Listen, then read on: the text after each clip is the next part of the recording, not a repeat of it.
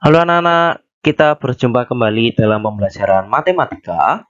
Kita masih dalam pembahasan matematika wajib penggunaan turunan fungsi aljabar. Kita masuk kepada bagian yang ke-7. Pada bagian ke-7 ini kita akan mempelajari apa? Mari kita ikuti penjelasannya. Pada bagian ke-7 kita akan belajar untuk subbab yang G, yaitu penggunaan notasi Leibniz, khususnya pada panjang lintasan, kecepatan, dan percepatan. Jadi pada pembahasan hari ini kita akan bersinggungan dengan materi fisika. Jadi seperti itu ya. Jadi untuk penggunaan turunan kali ini ada kaitannya dengan mata pelajaran fisika yang kalian pelajari. Seperti itu. Nah, yang perlu diingat, yang pertama adalah untuk kecepatan rata-rata atau V rata-rata. Itu kan kita dapatkan dari S2 kurang S1 per T2 dikurangi T1 atau delta S per delta T, ya kan? Nah, ketika ditanya V sesaat, berarti V kecepatan saat T ya, atau VT, ya kan? Itu kita peroleh dari limit dari kecepatan rata-rata ketika ya, atau untuk delta T-nya mendekati 0. Di limit delta S per delta T untuk delta T-nya mendekati 0. Nah, limit delta S per delta T untuk delta T mendekati 0 itu kan sama dengan ds per dt ya. Turunan pertama S terhadap T ya. Turunan pertama yang panjang lintasannya terhadap waktunya. Atau ds per dt ini kan bisa kita tuliskan adalah S aksen T ya. Turunan pertama S terhadap T. Jadi, kita bisa dapatkan apa? Laju perubahan jarak terhadap waktu itu adalah Vt sama dengan S aksen T sama dengan apa? Jadi ds per dt. Seperti itu. Nah, jadi kalau kita memiliki panjang lintasan, ya, kemudian kalau kita turunkan sekali, itu akan menjadi kecepatan. Seperti ya. Panjang lintasan atau jarak kita turunkan sekali akan menjadi kecepatan.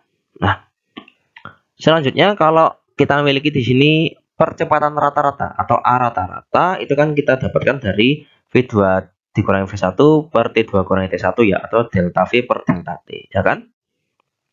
Ketika ditanya A sesaat atau percepatan sesaat, ya, atau percepatan saat T, ini kita peroleh dari limit dari percepatan rata-rata untuk delta T-nya juga mendekati 0 ya, atau delta V per delta T.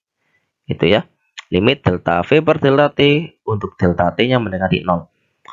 Nah, bentuk ini kan akan sama dengan dV per dt ya. Turunan pertama V terhadap T ya. Turunan pertama kecepatan terhadap waktunya. dV per dt kalau kita bisa tuliskan itu kan sama dengan V aksen T. Bentar ya. Nah, V aksen T itu adalah sama dengan S double aksen T. Ya kan? Jadi sama dengan D kuadrat S per dt kuadrat. Turunan kedua S terhadap T. Ya, turunan kedua jarak panjang lintasan terhadap T, waktu. Jadi seperti itu. Nah,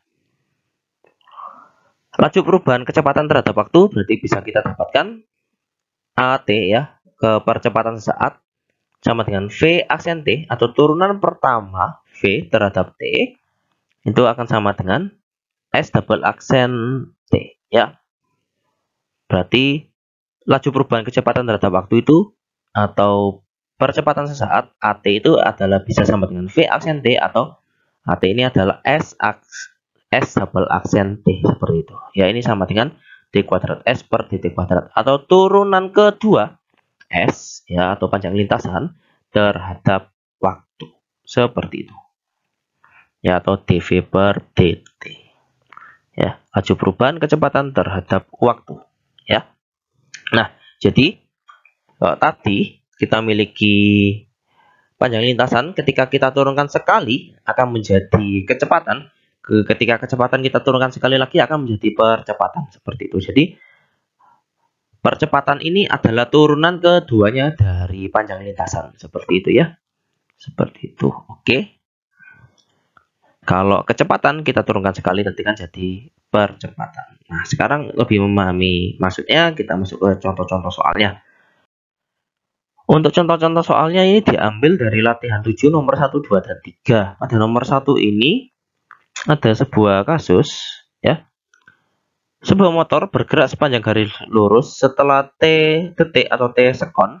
Panjang lintasan S sebagai fungsi waktu ditentukan oleh persamaan, ya jadi panjang lintasan S sebagai fungsi waktu, persamaannya bentuknya adalah ST sama dengan T pangkat 3 kurangi 2T kuadrat tambahkan 4T. S-nya ini dalam meter, ini ya, atau M satuannya, dituliskan, dan T dalam sekon, ya, atau S. Tentukan kecepatan rata-rata dalam interval waktu 2 lebih kecil sama dengan T lebih kecil sama dengan 3.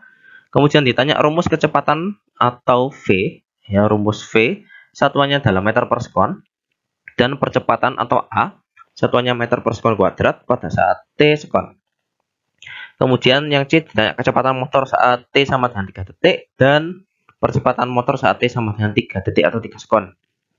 Nah, sekarang kita bahas dulu yang pertama. Ketika ditanya kecepatan rata-rata, berarti kita akan mencari delta V per delta S per delta T, ya kan? Kecepatan rata-rata adalah delta S per delta T. Berarti kita punya T-nya, T1 adalah 2 sekon, ya, atau 2 detik, berarti kita butuh mencari S1-nya. Didapatkan dari substitusikan ketika T-nya sama dengan 2, maka S-nya sama dengan, ya, 2 pangkat 3, 8, dikurangi 2 kalikan 2 kuadrat, kurangi 8, tambahkan 4 kali 2, 8, hasilnya 8 meter. Saat T-nya sama dengan 2, atau T2 sama dengan 3 sekon, ya, maka S2-nya kita dapatkan, distribusikan T sama dengan 3, kemari, 3 pangkat 3, 27, kurangi 2 kalikan 3 kuadrat, 18, ditambahkan 12, gitu ya, sama dengan 21 meter. Sehingga kita dapatkan kecepatan rata-rata itu adalah delta S per delta T, atau S2 kurangi S1 per T2 kurangi T1, ya. 21 per dikurangi 8 per 3 kurangi 2. Hasilnya adalah 13 meter per sekon. Seperti itu. Yang berikutnya kita jawab yang B. Yang B ditanya rumus kecepatan atau V, ya, dalam meter per sekon. Tadi ya kita gunakan konsep ini ya, penggunaan turunannya. Kecepatan, ya, VT itu adalah turunan pertama S aksen T, ya. Kecepatan pada saat T sekon itu adalah turunan pertamanya dari panjang lintasan, ya, atau jarak, ya, S aksen T. Berarti bisa kita dapatkan kalau kita memiliki S T-nya, ini ya panjang lintasan, persamaannya dalam T pangkat 3 kurangi 2 T kuadrat tambahkan 4T, maka VT-nya turunannya adalah 3T kuadrat kurangi 4T tambahkan 4. Satuannya dalam meter per sekon.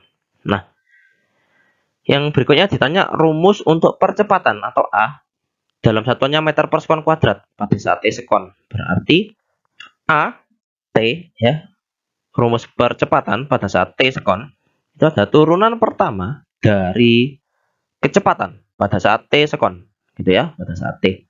Berarti percepatan itu didapatkan dari turunan pertama dari kecepatan.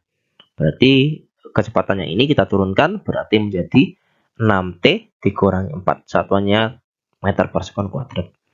Baru yang kita jawab yang C. Kecepatan motor saat T3 sekon atau 3 detik.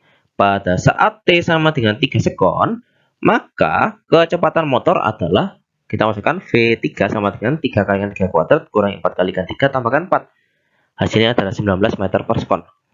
Kemudian percepatan motor saat T sama dengan 3 sekon, berarti kita masukkan saat T-nya sama dengan 3, maka A-nya sama dengan 6 kalikan 3 dikurangi 4. Hasilnya adalah 14 meter per sekon kuadrat. Seperti itu.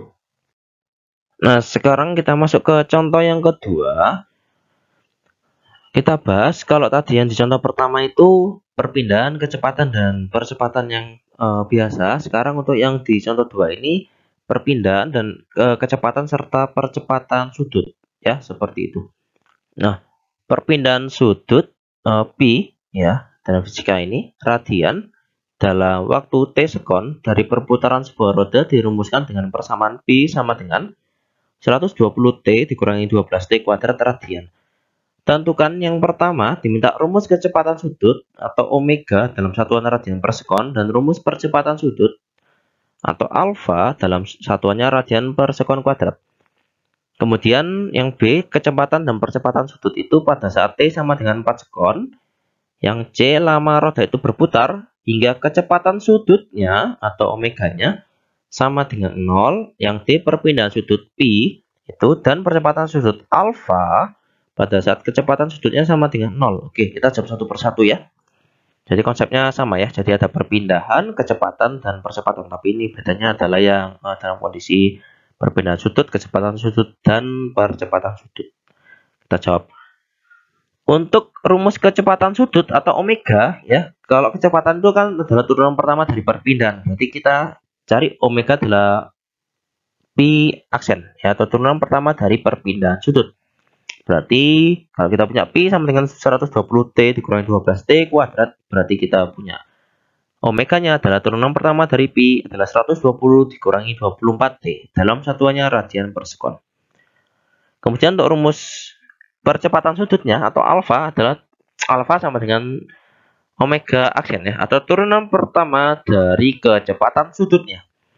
Berarti kita peroleh alfanya sama dengan negatif 24 dalam satunya radian per sekon kuadrat. Sudah, kita jawab yang A. Sekarang kita bahas yang B, kecepatan dan percepatan sudut saat T sama dengan 4 sekon. Saat T sama dengan 4 sekon, maka kecepatan sudutnya substitusikan nilai T sama dengan 4 sekon kemari menjadi 120 dikurangi 24 kalikan 4. Hasilnya adalah 24 radian per sekon. Jadi kecepatan sudut saat T sama dengan 4 sekon adalah 24 radian per sekon.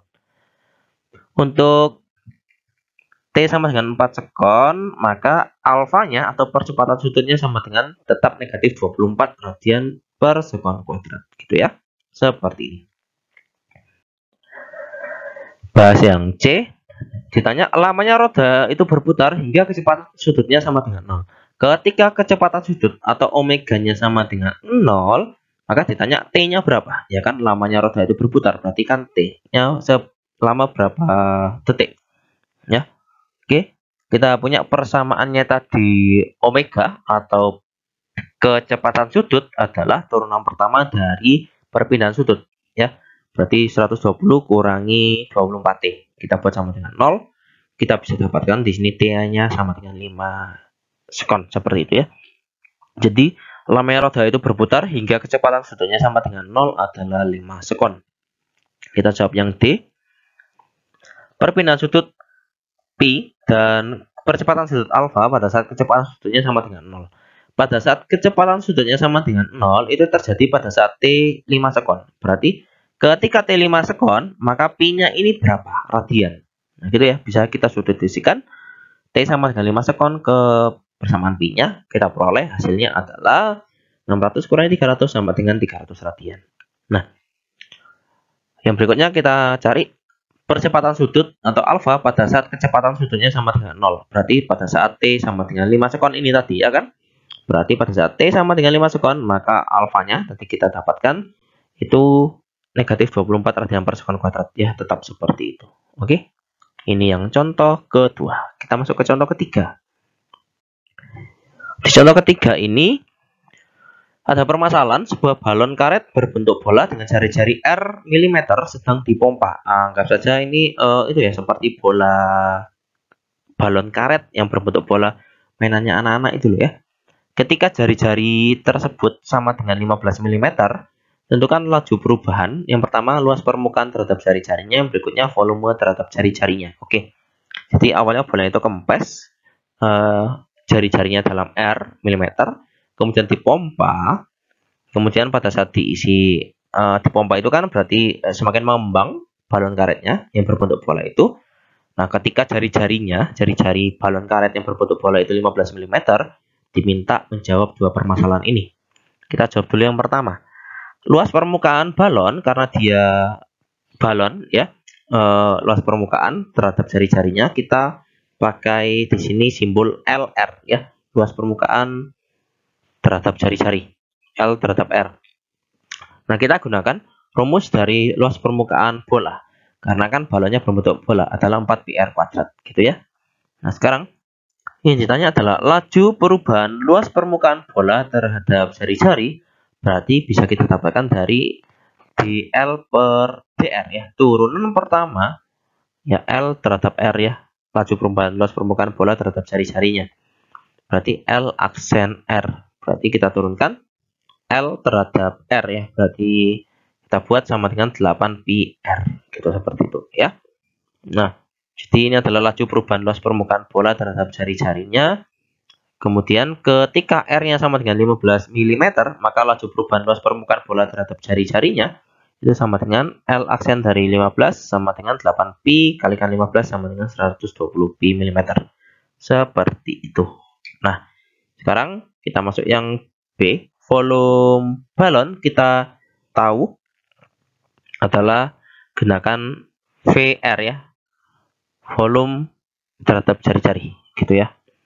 Kita gunakan volume bola karena balonnya berbentuk bola adalah 4/3 BR pangkat 3. Jadi kita bisa mencari laju perubahan volume bola terhadap jari-jari adalah V aksen ya, atau dV per dr. Turunan pertama V terhadap R ya, tadi adalah V aksen R sama dengan ini kita turunkan 4πr kuadrat seperti itu. Maka ketika R-nya sama dengan 15 mm, maka V aksen R-nya atau V aksen 15-nya sama dengan 4π kalikan 15 kuadrat, hasilnya adalah 900π mm persegi ya. Jadi dipahami konsepnya seperti ini. Oke. Nah, sekarang saatnya berlatih. Ada 3 latihan yang belum kita bahas, nomor 4, 5, dan 6. Minta tolong dikerjakan agar semakin memahami materi yang diberikan ya. Seperti ini. Jadi penggunaan turunan pada subbab yang ke-7 ini, pada part ke-7 ini berhubungan dengan pelajaran fisika yang kalian juga pelajari. Oke. Terima kasih telah mengikuti pembelajaran kali ini. Tetap jaga kesehatan, Tuhan memberkati, dan tetap bersemangat. Kita jumpa di pertemuan berikutnya. Terima kasih semuanya.